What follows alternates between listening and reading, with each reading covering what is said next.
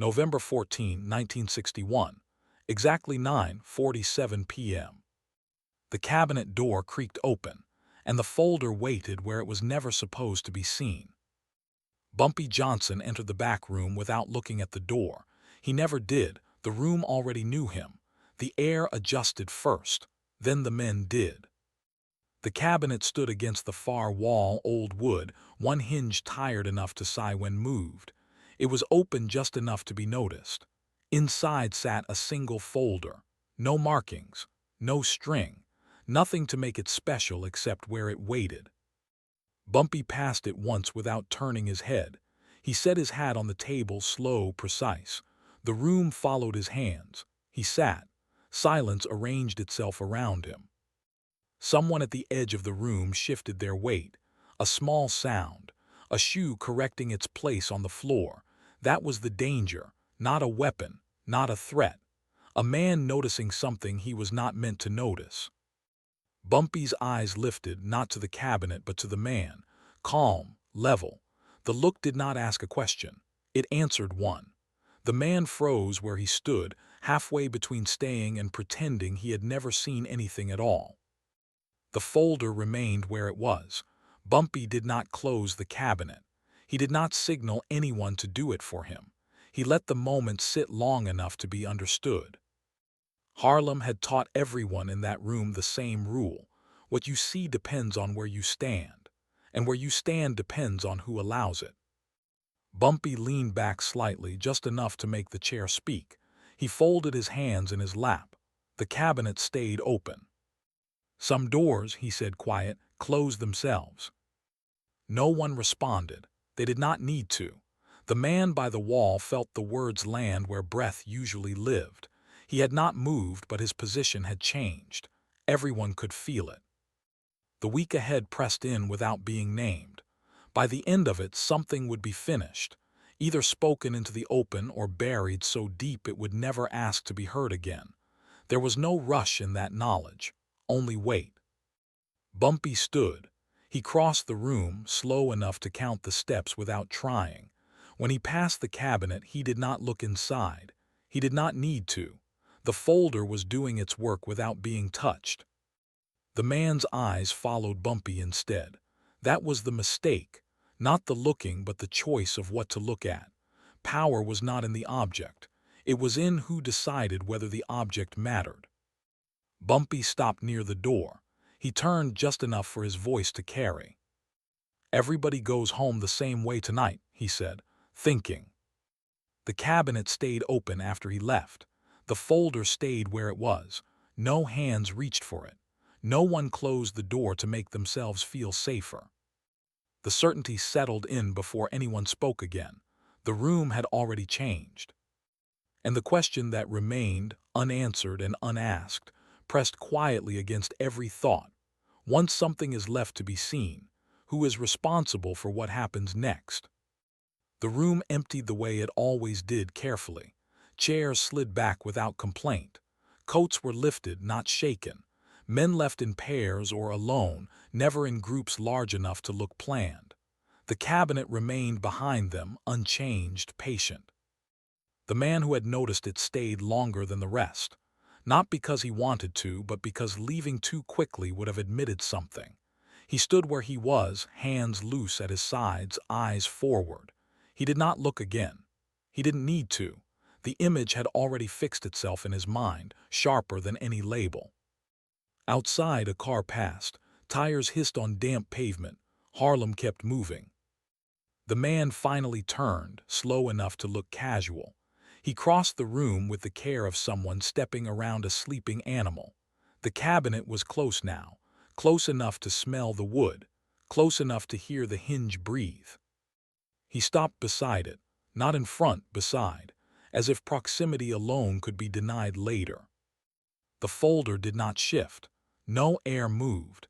It waited like something that had already decided its future. He told himself he would only close the cabinet. That was reasonable, respectful, a small correction. His fingers lifted, hesitated, then dropped back to his side. Closing it would mean touching it. Touching it would mean admitting it existed. He stepped away. That was when he understood the shape of the deadline. Not a ticking clock, not pressure from above. It was quieter. By the end of the week, he would either know what was inside that folder, or he would spend the rest of his life knowing that he chose not to. There would be no third option. He left the room without closing the cabinet. The night outside felt colder than it should have.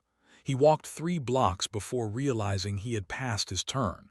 He did not correct it. He kept walking until the streets thinned and the lamps grew farther apart, thinking just as he had been told. Bumpy Johnson did not follow him. He did not need to. Authority, when placed correctly, travels on its own. By morning, the cabinet was still open. No one mentioned it. No one asked why it hadn't been closed. The silence around it thickened, took on shape. It became understood that the folder was not a mistake. It was an offer. The man returned later that day, earlier than usual. The room was empty this time. The cabinet waited in the same position, unchanged by daylight. He stood in front of it now, no longer pretending otherwise. He reached out. The hinge made its tired sound as the door opened wider. The folder sat alone, heavier than paper should be. He did not sit. He did not breathe. He lifted it and felt the weight settle into his hands, steady and final. He opened it. Nothing jumped out. No shock, no chaos, just order, names written cleanly, dates that did not argue, facts that did not raise their voice. He closed the folder and stood there longer than he meant to. When he placed it back inside the cabinet, he understood something with certainty. The room had not changed when the cabinet was left open. It had changed when someone decided to look. And the question pressed itself into place, quiet and unmovable. Now that he knew, what would silence demand in return? He did not sleep that night, not because of fear. Fear asks for movement. This was heavier, this stayed. Morning came without relief. The light through his window did not soften anything it touched. He dressed slower than usual, careful with buttons, careful with cuffs, as if precision could keep things orderly. The folder was not with him, yet it walked beside every thought. By the time he stepped onto the street, Harlem was awake. Shop doors lifted. Radios murmured. Men nodded to one another without stopping. Life behaved as if nothing had been disturbed. That was the first lesson. The world does not react when a single man's balance shifts. He told himself he would not return to the room. That would have been the sensible choice. But sense was no longer in control. Knowledge was. Knowledge does not shout. It waits.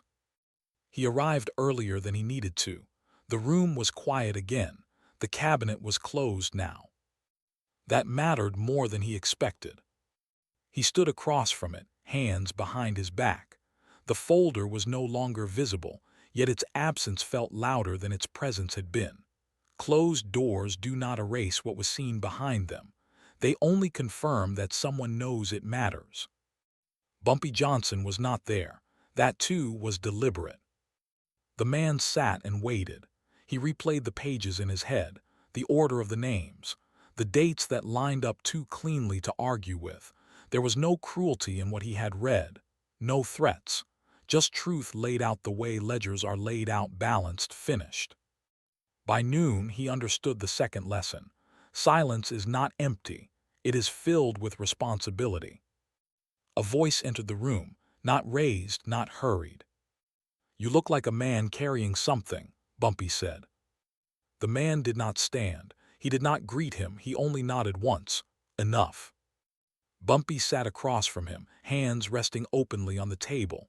No folder between them. No cabinet in sight. "I didn't take it," the man said. "I know," Bumpy replied. The words landed cold, exact. Not forgiving, not accusing, just final.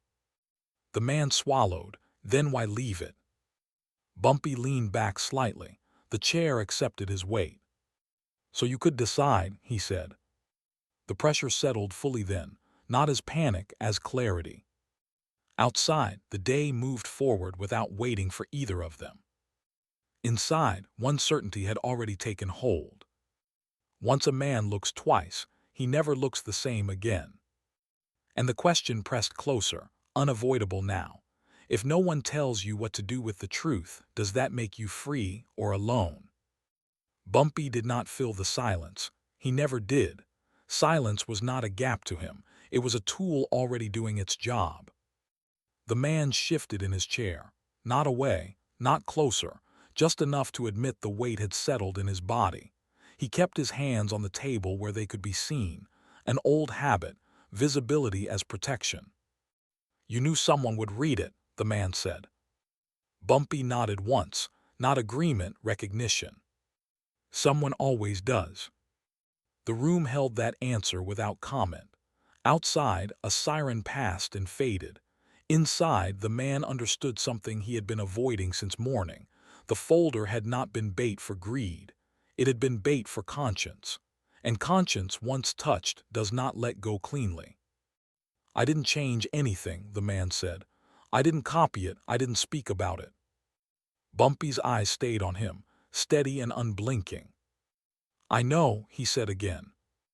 That word returned heavier the second time. Knowing meant watching.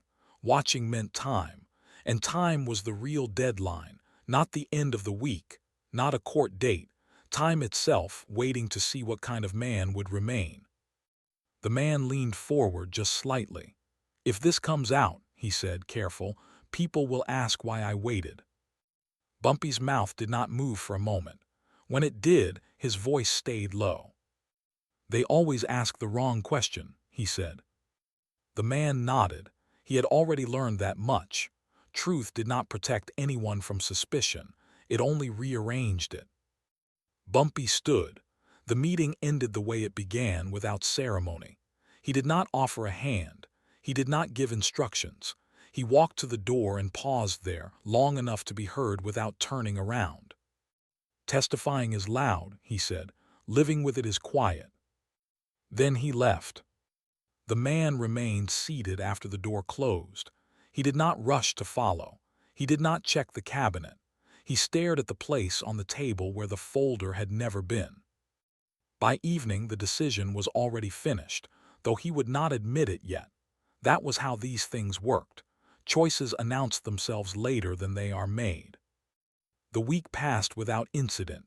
No messages, no reminders, no pressure from Bumpy or anyone else. That absence was intentional. Pressure applied directly breaks things. Pressure left alone shapes them. On the final day, the man stood outside the building where testimony was taken. He arrived early. He always did. Habit pretending to be discipline. He did not go inside. Instead, he turned and walked away, steady, unhurried, as if the path had always been planned that way. No one stopped him. No one called his name. The cabinet stayed closed after that. The folder was removed, not hidden, not destroyed, simply placed where it no longer needed to wait. The certainty settled fully at last. The truth had been seen, weighed, and set aside without force. And the question that followed him into the street, colder now and impossible to ignore, asked itself plainly. When silence is chosen without fear, is it still silence, or is it judgment? The meeting happened without invitation. No call, no note. The man arrived because arriving felt inevitable. That was how Bumpy Johnson arranged things, so choice looked like habit. The room was different this time. The cabinet was gone from the wall, not moved, removed. The space where it had been looked cleaner than the rest, like a scar that had healed too neatly. The man noticed immediately. He said nothing. Bumpy entered without sound. He took the chair across from him, not at the head of the table. Equal distance. That mattered. Authority did not need height. They sat for a moment without speaking. The man waited for the folder to appear. It did not. "You came," Bumpy said. "Yes." "That tells me enough." The man's hands rested flat on the table. He kept them there. He had learned that stillness could be mistaken for confidence, and sometimes that was useful. "I wasn't asked to," he said. Bumpy nodded, "No." Another pause, longer this time. the kind that asks for honesty without demanding it. "I read everything," the man said. "I know." The word did not soften, it did not harden, it stayed exact. The man drew a breath and let it out slowly. "It wasn't what people think." Bumpy watched him the way men watch weather, without expectation of control. "Truth rarely is," he said. The man leaned back slightly, not retreat, adjustment. "There's nothing in there that helps me," he said, "and nothing that hurts you." Bumpy's eyes lifted just a fraction, enough to mark the sentence. "Then it's honest," he said. The man hesitated. This was the edge of it, the place where silence usually breaks. He chose his words carefully. "They'll ask why I waited," he said, "why I didn't come forward the moment I knew." Bumpy tilted his head, not disagreement, consideration. "They always want the moment," he said. "They don't like the time before it." The room held that thought. Outside a car backfired, inside nothing moved.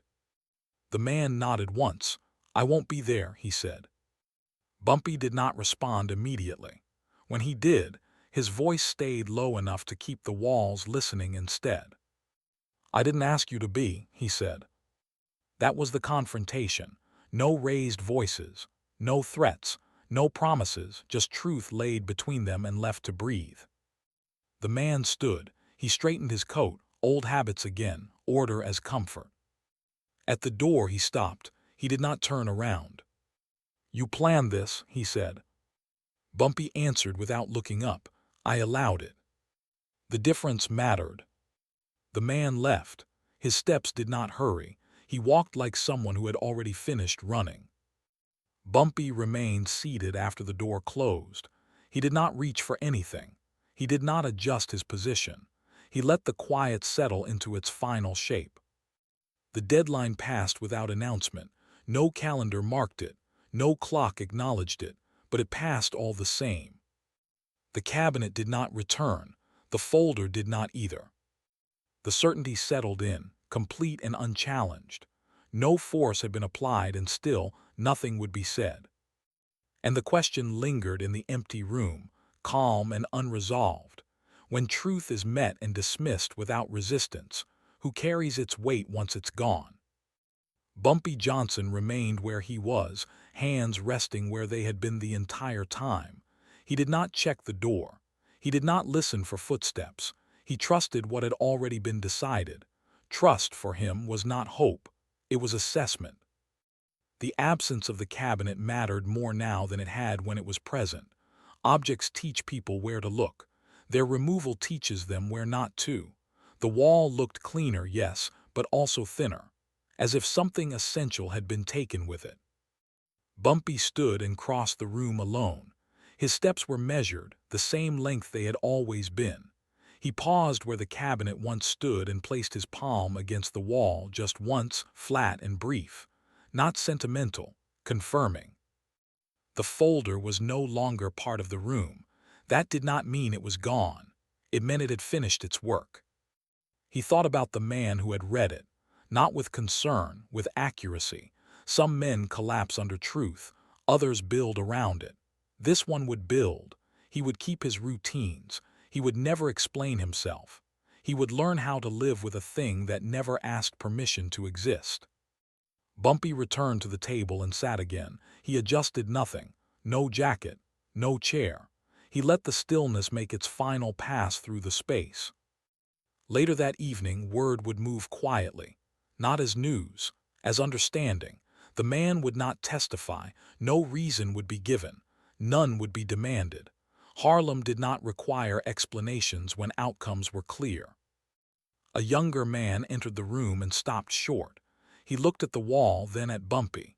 He hesitated, then spoke. "People are asking if something went wrong," he said. Bumpy did not answer immediately. When he did, his voice stayed level. "Nothing went wrong," he said. "It went the way it does." The younger man nodded, unsure why he felt relieved. He left without another word. Night settled over the neighborhood. Lights came on in windows. Radios found their stations. Somewhere, a chair scraped across a floor and laughter followed. Life continued without consulting the truth it had just passed. Bumpy stood once more. He put on his hat. He did not check his reflection. He did not look back at the wall. He walked out the same way he always did, without leaving instructions behind. By morning, the place where testimony was taken would be ready, papers aligned, seats arranged, the stand polished and waiting. It would remain unused, not because of fear, not because of threat, because a man had been given space to decide what knowing required. The consequence was simple and concrete: an absence, a voice that would not rise, a seat that would not be filled. Bumpy Johnson did not attend the courthouse. He did not need to. The judgment had already been delivered without ceremony, quietly, permanently. He adjusted a small habit instead. From that day on, he arrived earlier than before and left without saying goodbye. The kind of change only people close enough to notice ever noticed. The folder did not return. The cabinet did not either.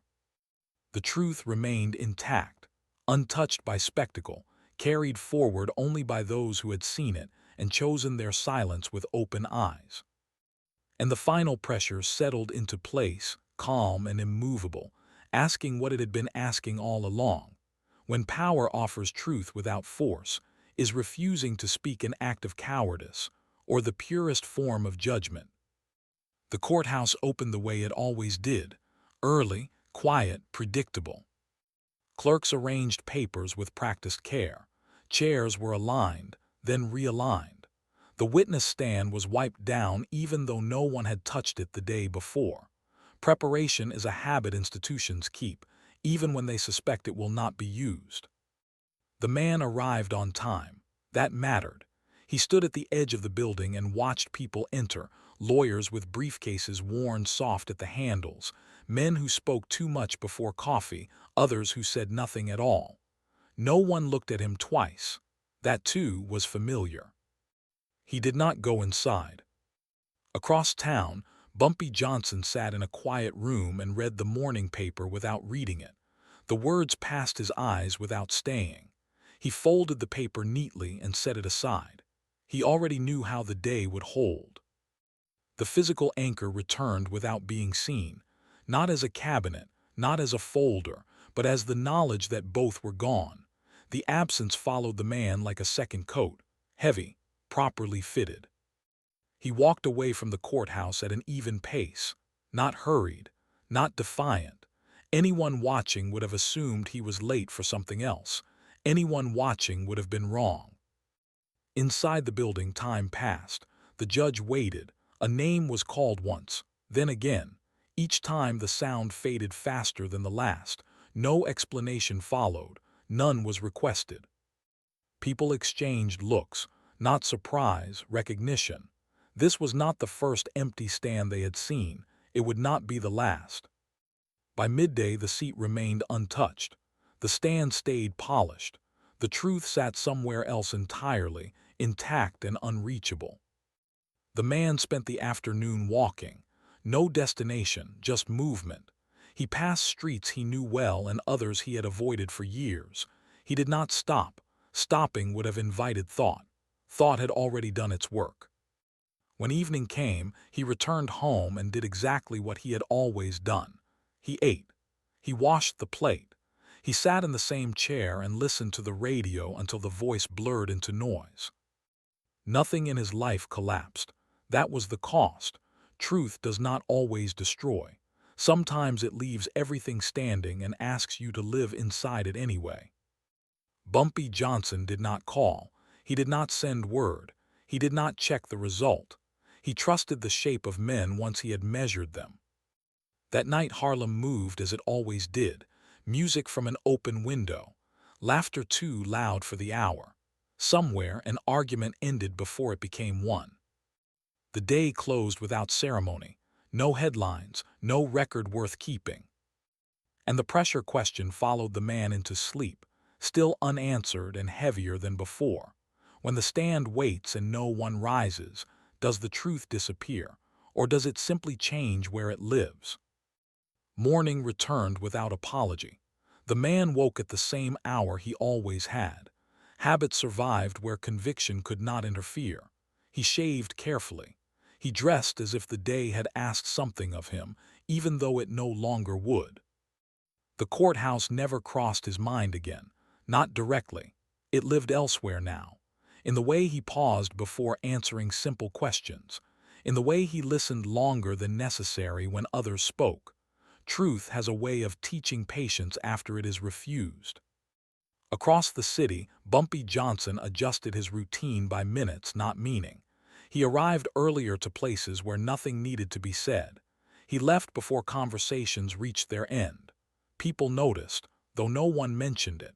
Power, when secure, does not explain its movements. The cabinet never returned. The space it once occupied remained bare. No one suggested filling it. That absence was understood. Objects that finish their work are not replaced. Weeks passed, then months. The man kept his position. He kept his voice measured. He was never accused. He was never praised. The world accepted his silence the way it accepts weather, without needing permission. Sometimes, late in the evening, he would open a drawer and stop, hand resting on nothing in particular. The folder was not there. It never had been. But the habit remained. Absence can train the body as well as presence ever did. One night, a younger colleague asked him why certain things never made it to the stand. The question was casual, unarmed. He considered answering. He considered the cost of doing so. He closed the drawer instead. Bumpy Johnson heard, eventually, that the question had been asked. He heard that it had not been answered. That was enough. Judgment does not require celebration. It requires completion. The final consequence was not dramatic. No arrests reversed. No history rewritten. Only one chair that remained empty, season after season. One voice that never entered the record. One truth that stayed intact because it was never forced into daylight. Bumpy changed one last habit. He stopped leaving the light on when he left a room. Darkness, he decided, deserved clarity too. The story did not end loudly. It settled like dust, like certainty. And what remained, for anyone willing to carry it, was the quiet question that refused to disappear.